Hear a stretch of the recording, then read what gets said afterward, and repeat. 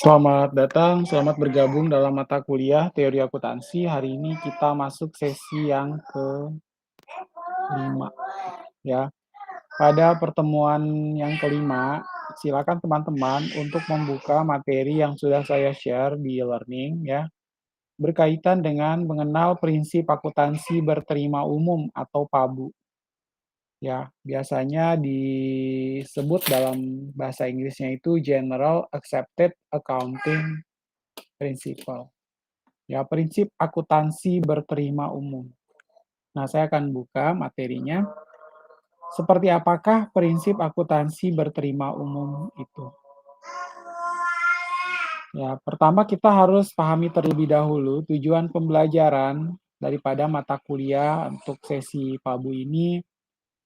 Tujuannya mencapai kemampuan dan kompetensi peserta untuk menjelaskan pengertian perekayasaan pelaporan keuangan dan menjelaskan langkah-langkahnya, ya. Ini maksud perekayasaan pelaporan keuangan itu dalam konotasi yang positif tentunya. Kemudian yang kedua, menggambarkan secara diagramatik proses perekayasaan tersebut. Lalu menjelaskan secara ringkas proses saksama dalam menetapkan pernyataan resmi ya yang berlaku menurut akuntansi, menggambarkan atau menjelaskan informasi semantik akuntansi, lalu mendefinisikan rangka konseptual dan menyebutkan komponen-komponen dan manfaatnya. Menggambarkan model rangka konseptual versi Financial Accounting Standard Board, menjelaskan pengertian prinsip akuntansi berterima umum dan riwayat pengembangannya. Lalu menjelaskan pengertian struktur akuntansi. Ya, itu adalah tujuan pembelajaran dari topik kita prinsip akuntansi berterima umum. Ya, pertama kita akan lihat pelaporan keuangan. Ya, kalau teman-teman pernah mendengar istilah laporan keuangan, nah ini adalah pelaporan keuangan. Bagaimanakah informasi akuntansi dalam suatu masyarakat atau negara diatur? Ya, kita ingin mengetahui ya, bagaimana informasi akuntansi dalam suatu negara, suatu masyarakat diatur, disediakan, dan disampaikan untuk mencapai tujuan tertentu dari perspektif sosial dan ekonomi. Ya, kalau teman-teman perhatikan bahwa informasi akuntansi itu bukan hanya dikhususkan kepada salah satu pemakai saja. Ya, informasi akuntansi ini harus bisa dirasakan, bisa dipakai oleh siapapun tanpa terkecuali. Apakah dia adalah staf di sebuah perusahaan, apakah dia supervisor, apakah dia manajer, atau dia investor, kreditor, direktorat jenderal pajak, bahkan perbankan, pemerintah, dan lain sebagainya, itu bisa memanfaatkan atau menggunakan informasi akuntansi yang ada. Nah, informasi tersebut nantinya dipakai dalam rangka pengambilan keputusan. Nah, kalau dalam istilah akuntansi, untuk mencapai tujuan tertentu dari perspektif sosial dan ekonomi. Nah, pelaporan keuangan yang berjalan merupakan hasil dari perekayasaan pelaporan keuangan. Ya, jadi ketika membuat laporan keuangan bulan berjalan, nah di sana merupakan hasil dari perekayasaan pelaporan keuangan. Dan pelaporan keuangan itu meliputi struktur dan proses. Ya, pelaporan keuangan ini tentunya meliputi struktur dan proses. Kemudian statement keuangan ya. Statement keuangan merupakan media utama atau ciri utama pelaporan keuangan. Ya, kalau teman-teman dengar istilah statement, statement berarti pernyataan ya. Pernyataan keuangan, berarti statement keuangan. Nah, statement keuangan ini merupakan media utama atau ciri utama daripada pelaporan keuangan. Nah, prinsip akuntansi berterima umum, terutama standar akuntansi, itu menentukan bentuk isi dan susunan statement keuangan. Ya, tentunya prinsip akuntansi berterima umum ini, terutama SAK, akan menentukan seperti apakah bentuknya. seperti apakah isi dan juga susunan statement keuangan yang ada. Lalu pedoman resmi yang membentuk prinsip akuntansi berterima umum, itu ditetapkan dengan cara seksama ya. Jadi kita kalau mau menentukan, pelaporan keuangan dengan prinsip akuntansi berterima umum, berarti dia harus masuk unsur materiality, lalu ada konvensional atau prinsip kehati-hatian, reliable, relevan, dan seterusnya. Ya, jadi ada penetapan secara seksama berkaitan dengan prinsip akuntansi berterima umum. Lalu perekayasan pelaporan keuangan seperti apa sih, Pak? Lalu apa sih artinya perekayasan pelaporan keuangan tersebut? Ya, perekayasan pelaporan keuangan ini merupakan proses pemikiran logis dan objektif untuk membangun suatu struktur dan mekanisme pelaporan keuangan dalam suatu negara untuk menunjang pencapaian tujuan negara. Ya, jadi adanya proses pemikiran yang logis. Proses pemikiran logis ini berarti harus masuk logika ya, harus masuk akal. Dan dia pun harus objektif, ya bisa diterapkan pada siapa saja dan dia bukan melulu subjektif ya. Subjektif berarti dia melihat kepada misalnya latar belakang seseorang atau dia melihat kepada personalnya. Jadi dia tidak melihat secara objektif. Ya, untuk membangun suatu struktur dan mekanisme pelaporan keuangan dalam suatu negara untuk menunjang pencapaian tujuan negara. Ya, jadinya akan menyajikan sebuah pelaporan keuangan yang nantinya pada akhirnya demi mencapai tujuan bersama ya. Tujuan bersama yaitu pencapaian sesuai kalau di dalam perusahaan berarti sesuai dengan visi dan misi daripada perusahaan. Lalu perekayasan itu melibatkan pemilihan dan pertimbangan ideologi, ya kan? Lalu teorinya bagaimana, konsep dasar, dan teknologi yang tersedia secara praktis dan teoritis dengan mempertimbangkan faktor lingkungan negara.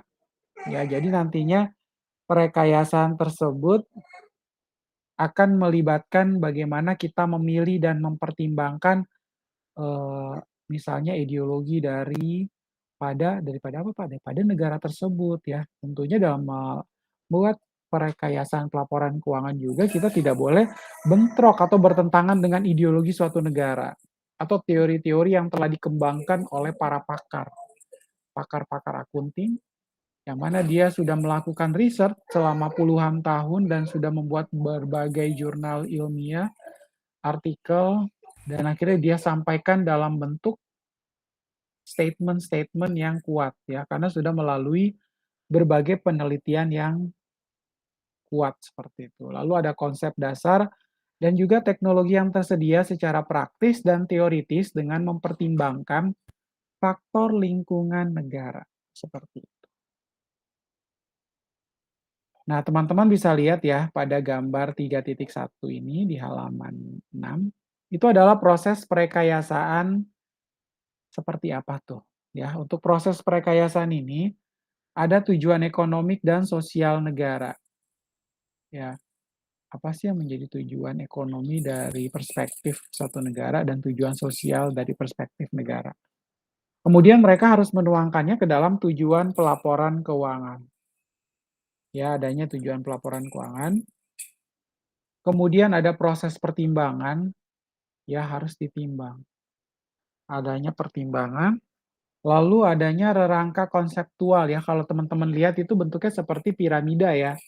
Kalau teman-teman suka melihat ada bentuk piramida yang menggambarkan rangka konseptual akuntansi.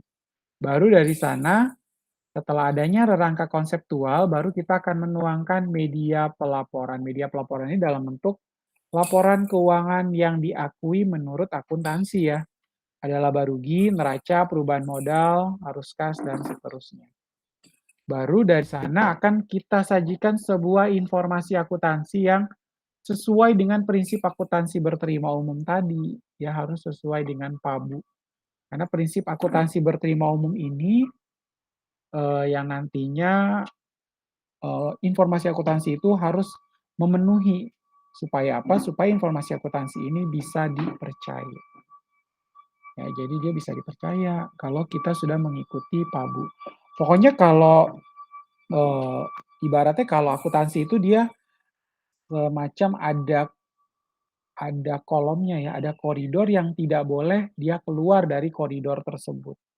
Dia sudah memilih nih, koridornya adalah untuk menjalankan suatu pelaporan keuangan, pembuatan sebuah pelaporan keuangan yang didasarkan pada prinsip-prinsip yang telah diterima secara umum, bahkan sudah termaktub atau sudah tertera di dalam standar akuntansi keuangan. Dan kita pun sebagai PIC ataupun staff ataupun manajer supervisor yang mengerjakan akuntansi tersebut, itu harus menganut kepada proses itu ya, kita nggak boleh keluar dari koridor. Ya, jadi jangan sampai kita keluar atau kita bikin aturan main sendiri, ya nggak bisa.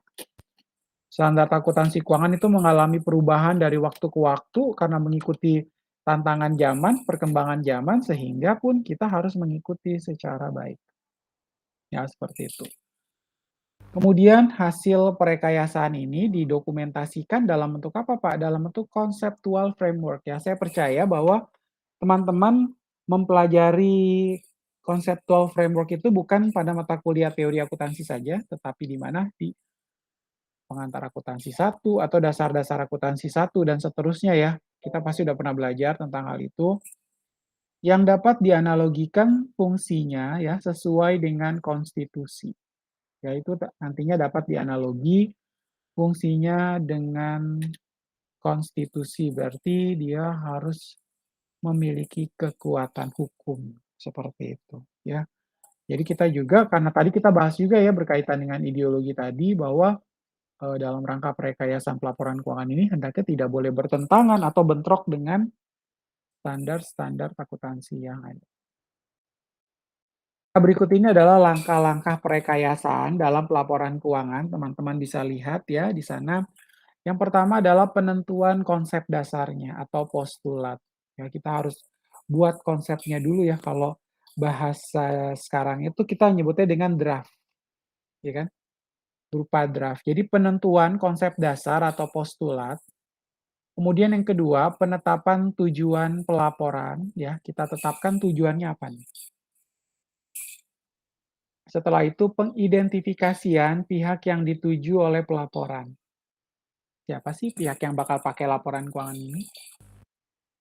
Ya, siapa sih yang namanya stakeholder tersebut? Apakah mereka semuanya bakal yang merupakan pihak yang dituju oleh pelaporan? Lalu langkah yang keempat, pemilihan dan penentuan informasi yang diperlukan. Ya, jadi memilih. Lalu menentukan informasi-informasi yang diperlukan. Lalu penentuan cara menyampaikan informasi. Ya, kita tentukan cara menyampaikan informasinya. Selanjutnya adalah pengidentifikasian kendala-kendala pelaporan ya, seperti apa kalau kita menemukan hambatan-hambatan di lapangan atau hambatan-hambatan berkaitan dengan perekayasan pelaporan keuangan itu bagaimana. Lalu penyusunan dokumen resmi dalam bentuk pernyataan konsep. Ya, jadinya ada penyusunan dokumen-dokumen yang dianggap legal ya, dia harus di bawah kekuatan hukum dalam bentuk penyertaan konsep. Lalu penetapan standar akuntansi dan perancangan sistem akuntansi.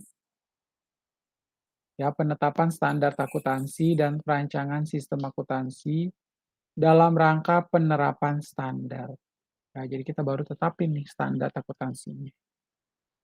Dan kita akan merancang sebuah sistem akuntansi yang bisa mengakomodir atau merepresentasikan sesuai dengan konsep dasar langkah pertama atau postulat yang telah kita kembangkan tersebut.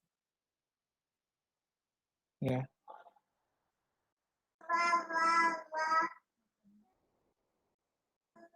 Nah, lalu siapa sih yang akan melakukan perekayasaan ya? Teman-teman perlu tahu juga ya. Yang akan melakukan perekayasaan itu satu adalah orang atau badan yang dianggap ahli di bidang akuntansi. Ya, dia tentunya harus memiliki background akuntansi. Lalu orang atau badan yang mempunyai kekuasaan untuk menentukan peraturan pada tingkat nasional. Ya, jadi Orang atau badan ini memiliki kekuasaan untuk menentukan peraturan-peraturan pada tingkat nasional. Ya, biasanya ini adalah pejabat-pejabat yang ditunjuk dan mereka memiliki kekuasaan dalam rangka menentukan aturan-aturan main berkaitan dengan perekayasaan pelaporan keuangan. Lalu tim yang khusus dibentuk untuk hal tersebut, ya.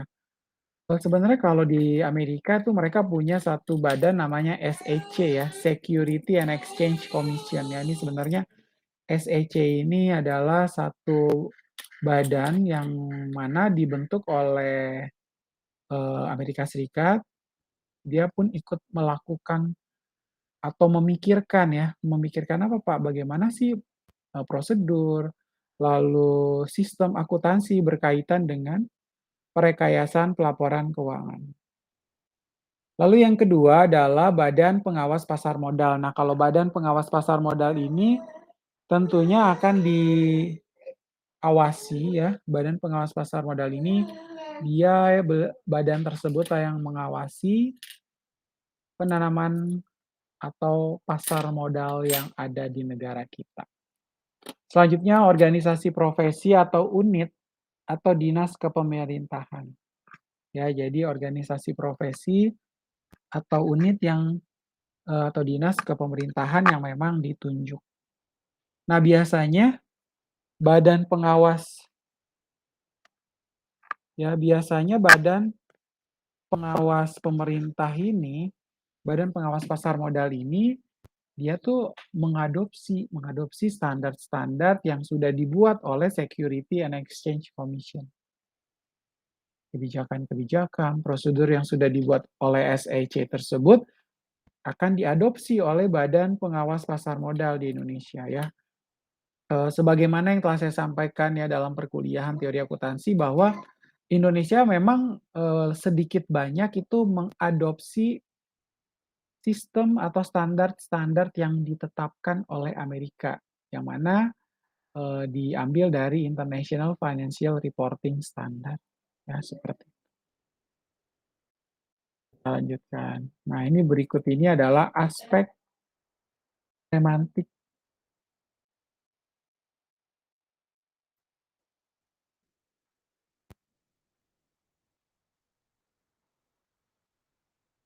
Ya, jadinya aspek semantik dalam perekayasaan.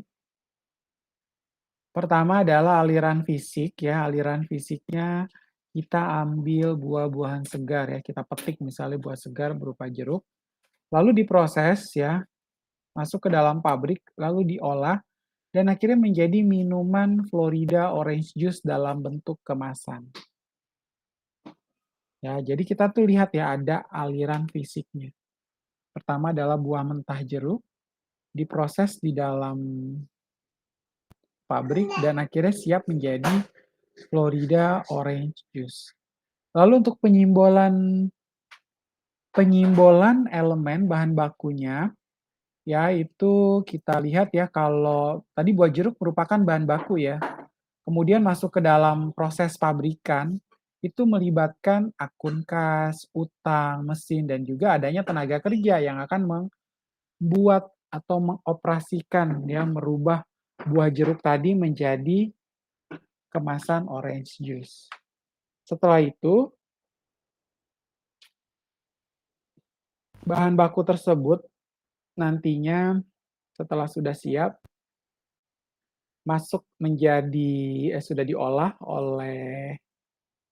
diolah kas, utang, mesin, tenaga kerja, dan akhirnya kita mendapatkan sebuah produk atau masuk dalam kemasan, buah jeruk masuk dalam kemasan. Jadi minuman air jeruk Florida orange juice. Nah, di sana teman-teman bisa lihat ya bahwa kategori dalam bentuk yang tadi bahan baku itu merupakan pengukuran elemen untuk data dasar. Lalu setelah kita masukkan, kita proses di dalam pabrikan itu, kas, utang, mesin, tenaga kerja itu ada cost, ya, biaya yang dikeluarkan. Kemudian mendapatkan produk, ya, produknya itu ada berupa produk, yaitu adanya jeruk. Kalau kita lihat misalnya untuk mendapatkan jeruknya itu Rp1,5 juta, lalu kita proses ya dengan mengeluarkan beberapa biaya, adanya kos tadi ya, ada 750.000, 3.500.000, 2,5 juta. Lalu kita akan hargai jeruk tersebut, harganya menjadi 7,5 juta. Misalnya seperti itu ya, kalau kita misalnya menjual beberapa item atau beberapa kuantiti berkaitan dengan kemasan minuman air jeruk tadi ya. Cukup jelas ya teman-teman ya. Nah, kemudian kita lanjutkan dengan proses saksama ya. Proses saksama itu kayak apa, Pak? Nah, langkah pertama di dalam proses saksama itu kita akan melakukan evaluasi masalah. Ya, kita perlu tahu dulu nih masalahnya apa sih? Ya, melakukan evaluasi masalah. Setelah melakukan evaluasi masalah, kita akan lakukan riset dan analisis. Ya, ada riset dan juga melakukan analisis.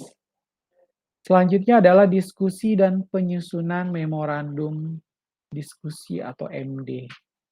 Ya, jadi kita kalau udah memunculkan masalah itu, kita nantinya harus buatkan riset dulu ya, penelitian. Lalu kita lakukan analisis ya, melakukan analisa berkaitan dengan masalah-masalah yang tadi sudah kita identifikasi. Setelah itu kita lanjutkan dengan diskusi dan penyusunan memorandum diskusi ya. Diskusi dan penyusunan memorandum diskusi, lalu dengan pendapat terhadap memorandum diskusi. Lalu diskusi dan pertimbangan terhadap dengar pendapat.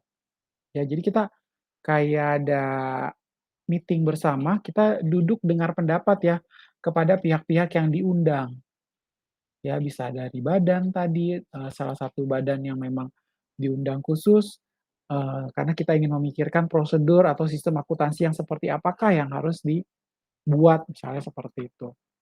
Kemudian kita harus adakan diskusi panjang, kita mendengar setiap pendapat-pendapat yang diutarakan. Setelah itu akan melakukan penerbitan draft pernyataan atau DP ya dalam bentuk exposure draft. Lalu ada analisis dan pertimbangan atas tanggapan DP, keputusan untuk menerbitkan pernyataan. Selanjutnya pengesahan atau penerbitan secara resmi pernyataan itu.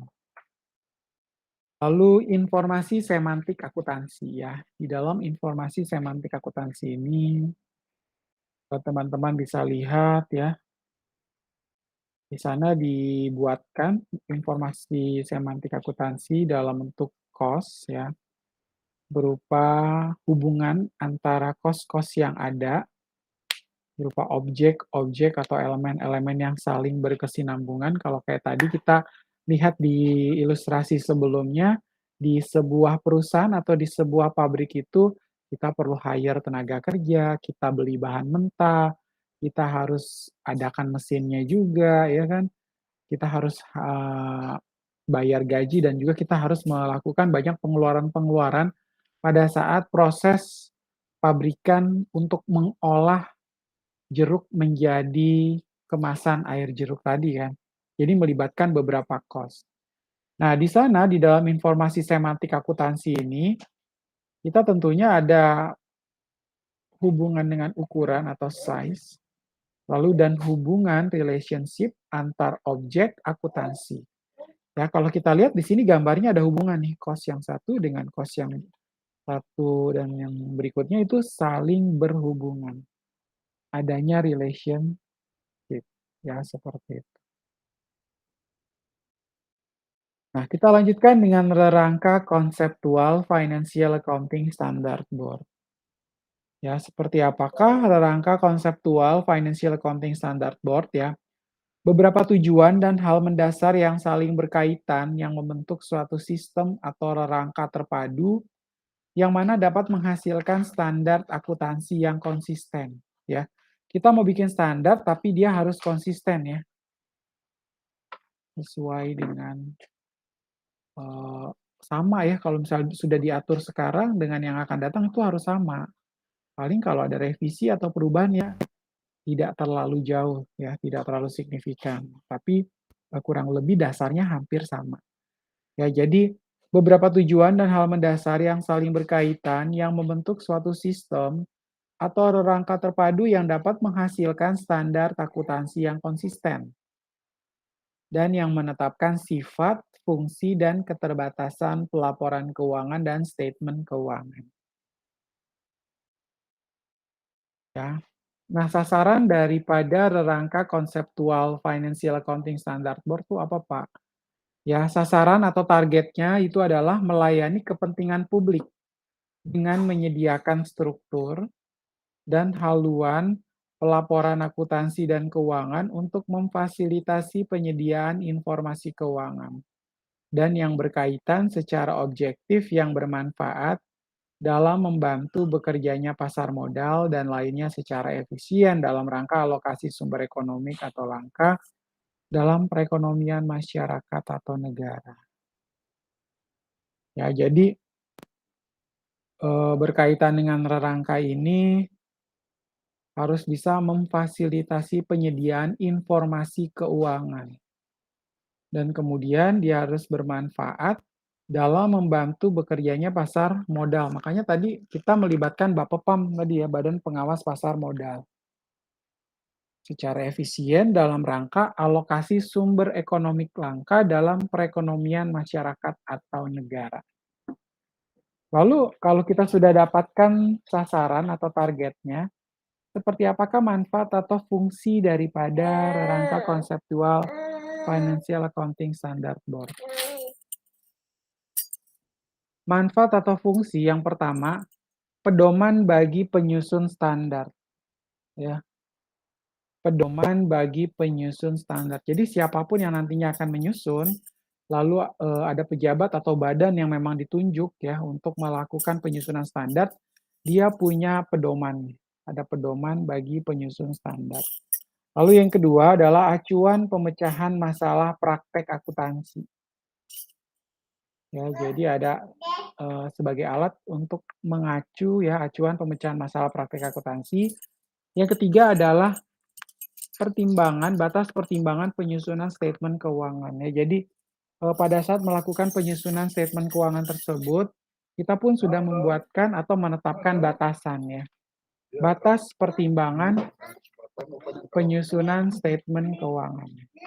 Lalu yang keempat adalah pendidikan dalam pemahaman dan peningkatan keyakinan. Jadi maksudnya gini nih, berkaitan dengan rangka konseptual itu pun harus memiliki kemampuan khusus kalau saya bilang ya, pendidikannya adalah harus akuntansi. Jadi ada pendidikan dalam pemahaman. Jadi ini ibaratnya dia bukan sembarang orang juga karena dia benar-benar harus memiliki background akuntansi ya. Lalu yang kelima, peningkatan keterbandingan antar perusahaan. Jadi nantinya rangka konseptual ini begitu dia menyajikan sebuah laporan keuangan yang nantinya akan disajikan oleh masing-masing pihak atau perusahaan atau klien, nantinya antar laporan keuangan perusahaan satu dengan perusahaan yang lain itu bisa diperbandingkan. Ya, mudah untuk diperbandingkan karena ada laporan keuangan, kita bisa untuk membandingkan antara perusahaan satu dengan perusahaan yang lain. Sama-sama bisa saling memperbandingkan seperti itu. Setelah itu, ya, setelah kita bahas manfaat atau fungsinya, kita akan lanjutkan dengan komponen konsep rangka konseptual Financial Accounting Standard Board, ya kan? Yang pertama adalah tujuan pelaporan keuangan, ya. Rangka konseptual komponen konsep yang pertama tujuan pelaporan keuangan. Lalu yang kedua adalah kriteria kualitas informasi, ya, kriteria kualitas informasi. Yang ketiga adalah elemen-elemen statement keuangan, ya. Elemen-elemennya apa, Pak? Elemen-elemennya adalah akun-akun yang ada dalam laporan keuangan ya. Apakah itu pendapatan, apakah itu beban, aktiva yang terdiri dari aktiva lancar, aktiva tetap, ada utang, utang lancar atau utang jangka panjang, kemudian ada ekuitas dan seterusnya. Itu merupakan elemen-elemen statement keuangan, lalu adanya pengukuran dan pengakuan. Ini yang menurut saya juga sangat penting karena berkaitan dengan pelaporan keuangan sendiri itu harus bisa diukur, measurement, measurable, ya bisa diukur. Dan juga adanya recognition atau pengakuan terkait dengan hal tersebut. Nah, tiap komponen dinyatakan dalam bentuk pernyataan konsep, ya. Tiap komponen dinyatakan dalam bentuk pernyataan konsep atau yang biasa disebut dengan Statement of Financial Accounting Concept. Nah, rerangka konseptual sebagai sistem terpadu atau coherent system. Bila teman-teman lihat di sini ya, tujuan pelaporan keuangan, ya, dari tujuan pelaporan keuangan itu kita akan melihat kriteria kualitas informasi. Adanya beberapa kriteria kualitas informasi, lalu adanya pengukuran dan pengakuan. Setelah pengukuran dan pengakuan ini, dia bisa dikatakan memenuhi kriteria kah atau tidak? Kalau jawabannya tidak, ya kita ke samping kanan dan kiri itu ada non-finansial dan finansial. Kalau memenuhi kriteria, jawabannya ya, maka kita ke bawah ya, ke elemen-elemen statement keuangan. Nah, dari sana, dari elemen-elemen statement keuangan, baru kita nantinya dihadapkan pada informasi lain-lain, kemudian sampai pada statement keuangan, dan juga ada catatan atas laporan keuangan, dan ada media pelaporan lainnya, serta informasi-informasi pelengkap atau yang biasa disebut dengan complementary information. Ya, seperti itu. Nah, berikut ini adalah aspek kependidikan rerangka konseptual. Ya, teman-teman bisa lihat di sana untuk aspek kependidikan rerangka konseptual. Nah, rerangka konseptual Financial Accounting Standard Board ini lebih unggul untuk tujuan pendidikan daripada RK ISEC. Ya, International Accounting Standard Committee. Ya, jadi RK atau rangka konseptual daripada Financial Accounting Standard Board ini lebih unggul untuk tujuan pendidikan daripada rangka konseptual International Accounting Standard Committee. Alasannya kenapa? Yang pertama, rangka konseptual Financial Accounting Standard Board ini menyertakan basis for conclusion atau background information yang berisi deskripsi, argumen, dan penalaran yang rinci untuk setiap konsep yang dipilih. Ya, penalaran-penalaran yang bisa dirinci untuk setiap konsep yang dipilih. Lalu, rangka konseptual Financial Accounting Standard Board mendeskripsikan faktor lingkungan yang menjadi basis pengembangannya, sehingga cukup tepat sebagai model atau teknologi yang dapat dicontoh, ya seperti itu. Kalau kita lihat ya, rangka konseptual Financial Accounting Standard Board ini nantinya bisa mendeskripsikan faktor lingkungan yang nantinya menjadi basis pengembangan, sehingga cukup tepat sebagai model atau teknologi yang dapat dicontoh. Nah, untuk prinsip akuntansi berterima umum atau PABU ya, kita baru bahas di sini. Rangka konseptual harus dijabarkan dalam bentuk standar akuntansi atau accounting standard sebagai pedoman operasional pelaporan di tingkat perusahaan. Ya, jadinya nanti rangka konseptual ini bisa dijabarkan dalam bentuk standar akuntansi. Lalu diperlukan rangka pedoman lebih dari sekedar standar akuntansi untuk menentukan kewajaran penyajian statement keuangan ya. Biasanya kita kalau berkaitan dengan laporan keuangan yang diperiksa oleh auditor itu kan adanya penentuan wajar atau tidak, ya enggak? Opininya wajar atau enggak sih? Opininya tidak wajar, Pak. Dengan atau tanpa pengecualian. Biasanya itu adalah pendapat yang disampaikan oleh auditor berkaitan dengan perusahaan-perusahaan klien yang diperiksa oleh kantor akuntan publik.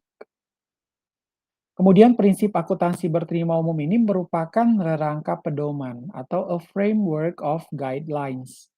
Ya, jadi rangka petunjuk sebenarnya, rangka petunjuk atau rangka pedoman yang membatasi sumber-sumber prinsip akuntansi yang layak dianut berdasarkan keautoritatifan. Ya, seperti itu.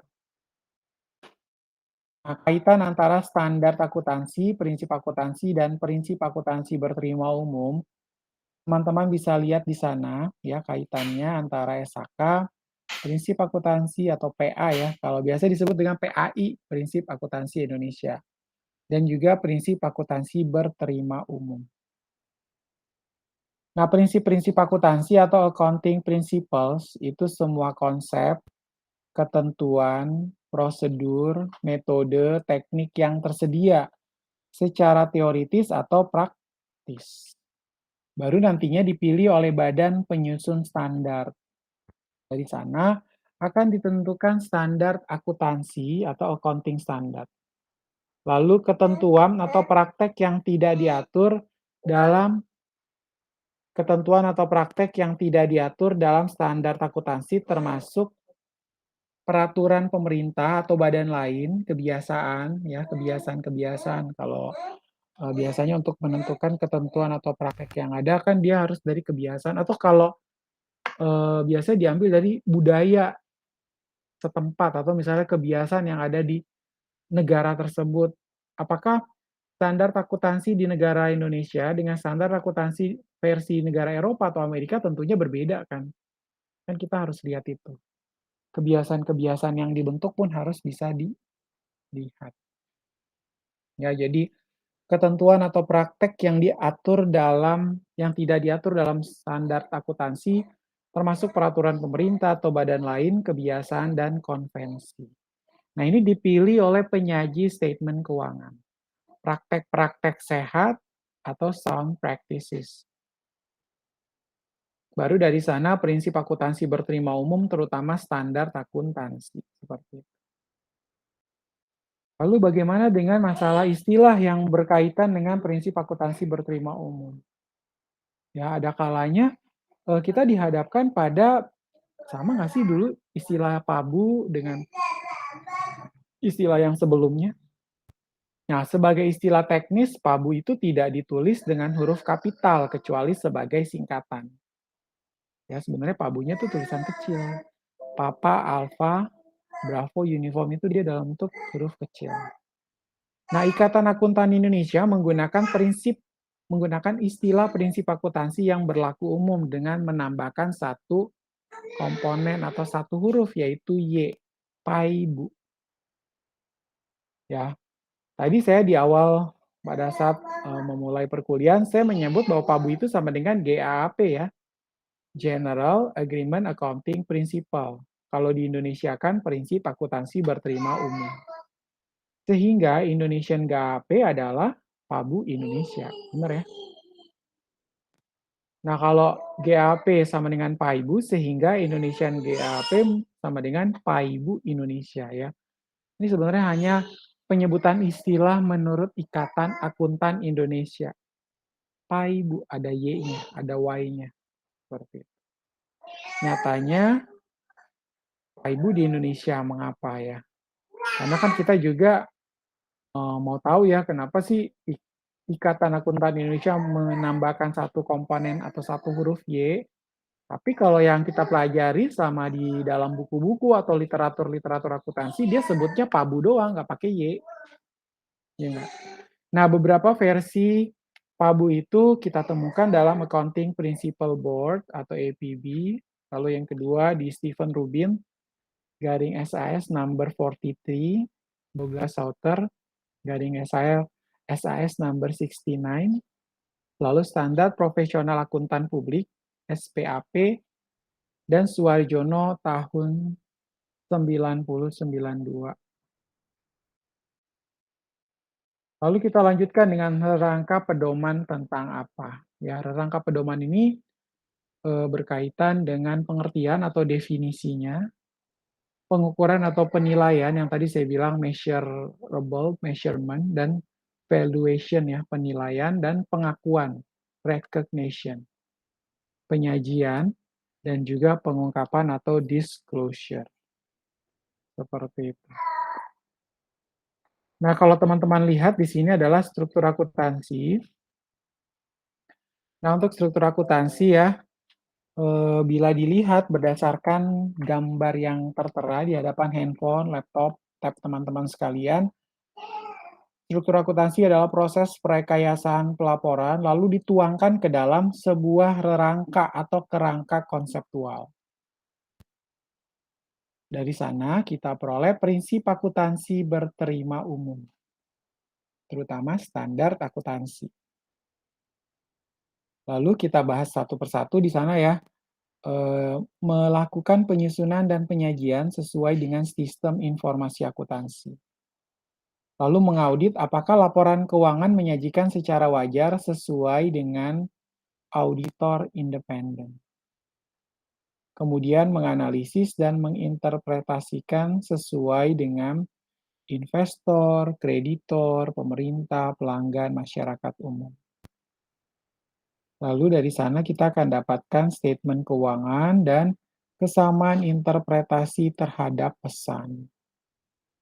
Ya, kesamaan interpretasinya terhadap statement yang ada. Jadi gini ya, mau itu sistem informasi akuntansi yang akan dihasilkan, dan nantinya kan sistem informasi akuntansi ini kan merupakan bagian dari sistem informasi manajemen. Mau dituangkan ke dalam SIA, ataupun nanti akan dipakai oleh investor, kreditor, pemerintah, pelanggan, masyarakat umum, itu harus memiliki kesamaan interpretasi ya, nggak boleh dibeda-bedain. Jangan mentang-mentang mau dipakasih ke investor atau kreditor ya kita bikin beda aja, Pak.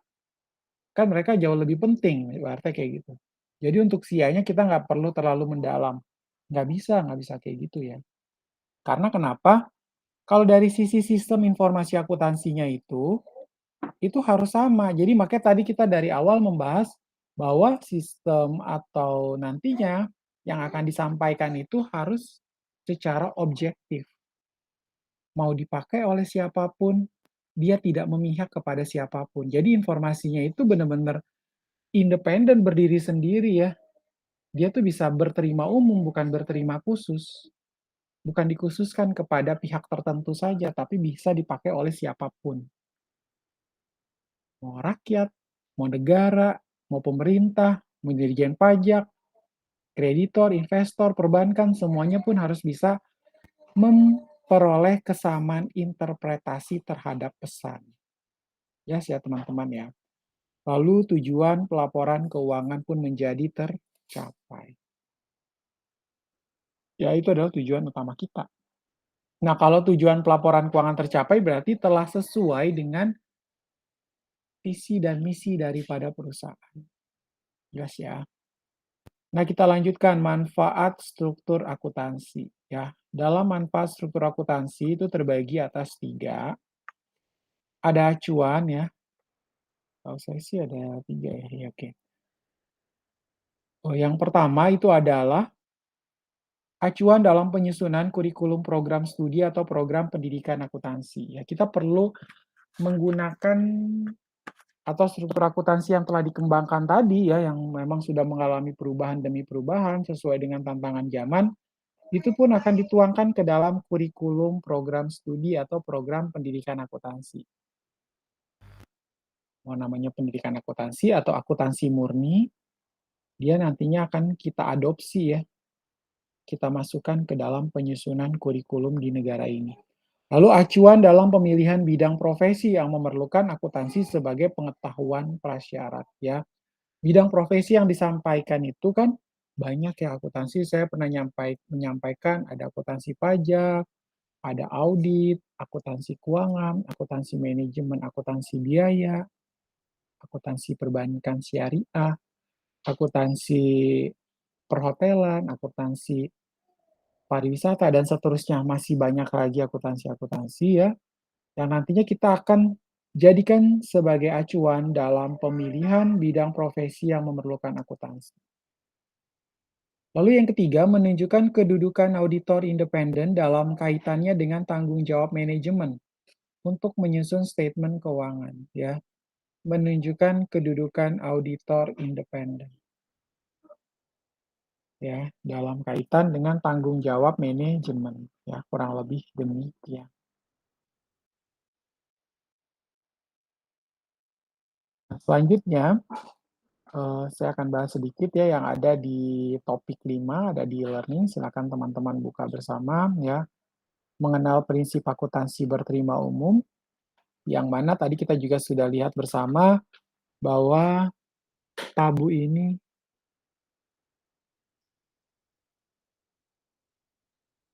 ya, PABU ini adalah prinsip, suatu kerangka pedoman operasional yang terdiri dari standar akuntansi dan sumber-sumber lain yang didukung berlakunya secara teoritis, ya, secara resmi atau yuridis, teoritis, dan praktis. Ya, jadi dia harus memenuhi 3 aspek tersebut. Resmi di bawah payung hukum, tidak bertentangan dengan ideologi suatu negara atau dasar suatu negara, theoretical, melalui berbagai penelitian sehingga bisa disebutkan atau bisa dimention teorinya, dan juga praktis ya. Kalau dia terlalu idealis ya bagaimana bisa diterapkan ya, jangan sampai dia terlalu idealis. Nah, PABU tersebut sebagai pedoman operasional PABU akan menjadi kriteria ya untuk menentukan apakah laporan keuangan telah menyajikan informasi keuangan dengan baik, benar, dan jujur. Ya, ini sudah sesuai belum sih? Kita jadi lebih mudah ya untuk mendefinisikan karena ibaratnya kita udah tahu nih, sudah ada koridornya, ibaratnya sudah ada kolamnya kan. Lalu bagaimana kita nantinya menyajikan informasi keuangan tersebut baik, benar, dan jujur. Lalu prinsip akuntansi berterima umum, nanti di sini akan dibahas tentang juga tentang elemen PABU sebagai kerangka pedoman. Pedoman yang ditetapkan prinsip akuntansi berterima umum, definisi, pengukuran penilaian, pengakuan, penyajian, dan pengungkapan. Ya, seperti itu.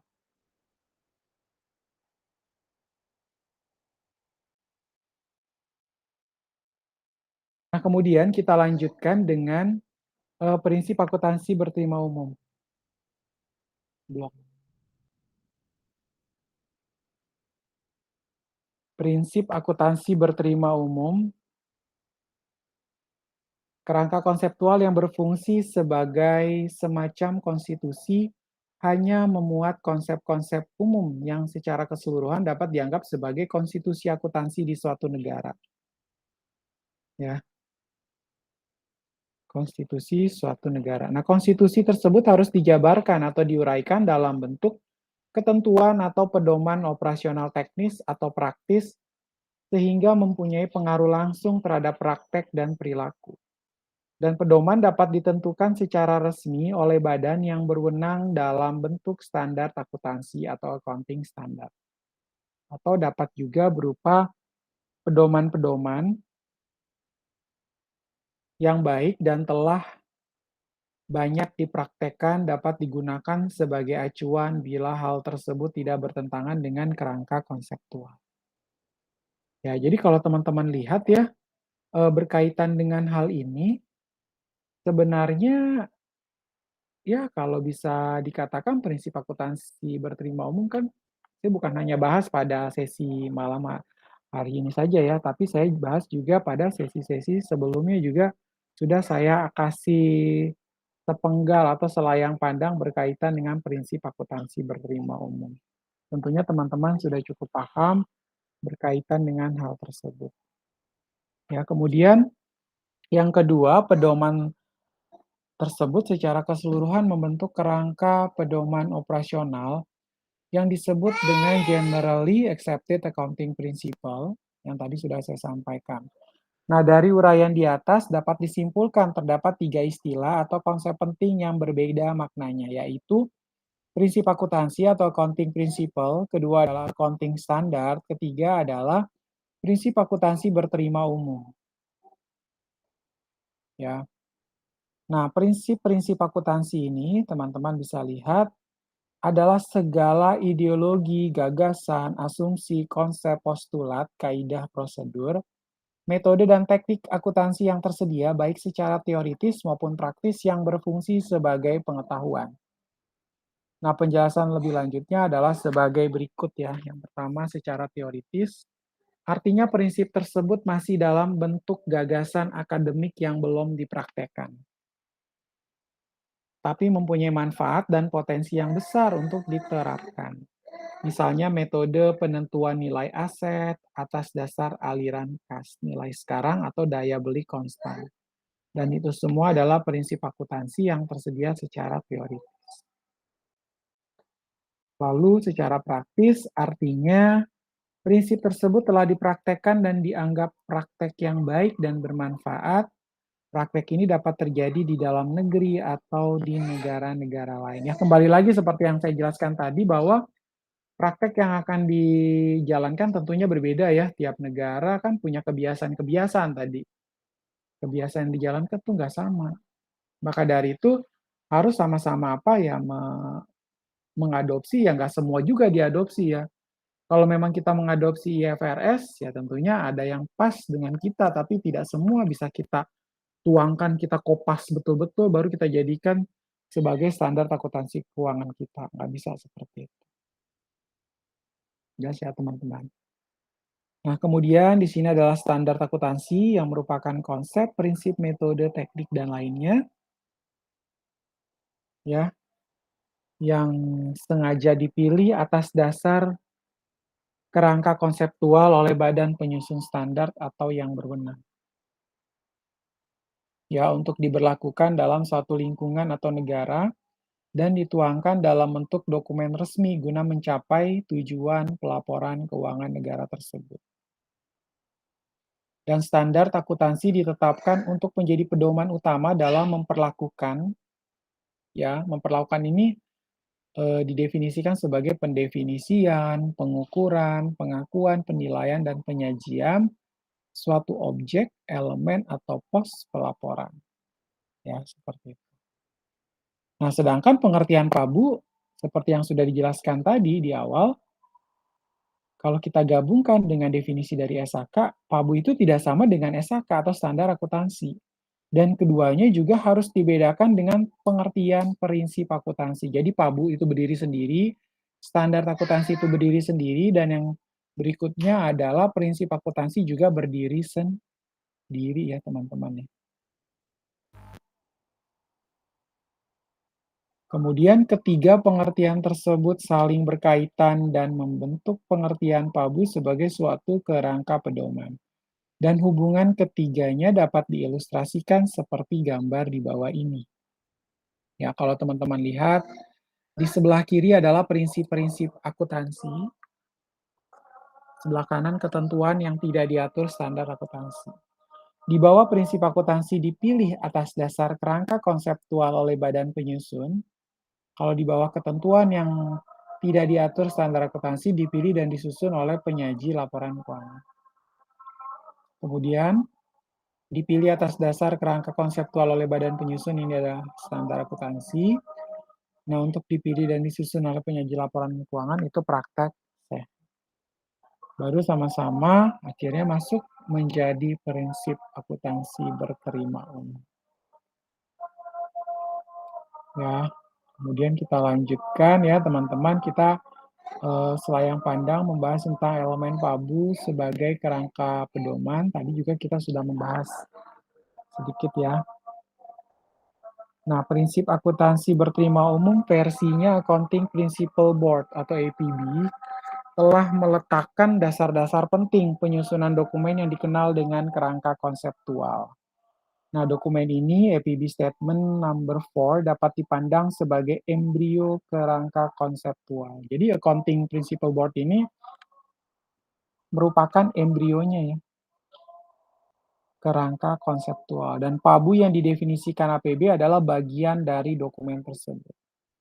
Nah, GAAP versi APB adalah sarana atau jembatan untuk mengoperasionalkan konsep akuntansi agar secara langsung mempengaruhi bentuk, isi, dan jenis laporan keuangan. Dengan kata lain, GAP versi IPB ini merupakan pedoman operasional dalam praktek akuntansi. Ya, prinsip mendasar berisi prinsip tentang pengukuran dan pengakuan elemen laporan keuangan atau objek pelaporan lainnya. Nah, misalnya dalam kategori ini dijelaskan secara umum kapan suatu objek harus diukur, lalu bagaimana menentukan unit pengukur. Selanjutnya, kapan hasil pengukuran harus dicatat, apa kriteria pengakuan pendapatan atau biaya, lalu bagaimana pendapatan diasosiasi dengan biaya dalam rangka menentukan laba, dalam kondisi bagaimana penerapan prinsip juga dapat dikecualikan. Ya, seperti itu. Nah, prinsip operasi umum itu adalah penjabaran lebih lanjut penerapan prinsip mendasar untuk elemen atau pos-pos laporan keuangan. Nah, dengan kata lain, kategori ini mendeskripsikan tentang perlakuan akuntansi untuk tiap komponen laporan keuangan. Nah, perlakuan akuntansi itu meliputi pengertian elemen pos, pengukuran, pengakuan, penilaian, dan penyajian elemen dalam laporan keuangan. Nah, di sana kita udah jelasin ya. Tadi saya sudah menyampaikan di topik kita sebelumnya, prinsip akuntansi berterima umum versi Rubin seperti apa, lalu prinsip akuntansi berterima umum versi SAS juga sudah ya. Jadi kita tidak bahas lagi. Lalu untuk prinsip akuntansi berterima umum di Indonesia telah dijelaskan dalam bentuk diagram tadi. Ya, ada landasan konseptual dalam prinsip akuntansi berterima umum. Ya, di situ ada kerangka dasar penyusunan dan penyajian laporan keuangan, lalu landasan operasional atau landasan praktek dalam prinsip akuntansi berterima umum tingkat pertama, pernyataan standar akuntansi keuangan, pedoman tingkat 1 telah dilayani oleh Ikatan Akuntan Indonesia dalam bentuk pengumuman resmi berupa pernyataan standar akuntansi keuangan. Lalu interpretasi pernyataan standar akuntansi keuangan dan interpretasi standar akuntansi keuangan yang dikodifikasi dalam standar akuntansi keuangan. Nah, untuk tingkat 2-nya ya, ada buletin teknis ya di sini karena standar hanya memuat ketentuan-ketentuan pokok hal yang bersifat teknis pencatatan, biasanya diserahkan kepada praktisi untuk menentukan sendiri berdasarkan pertimbangan profesional. Jadi kembali lagi kepada manajemen yang ada di dalam perusahaan.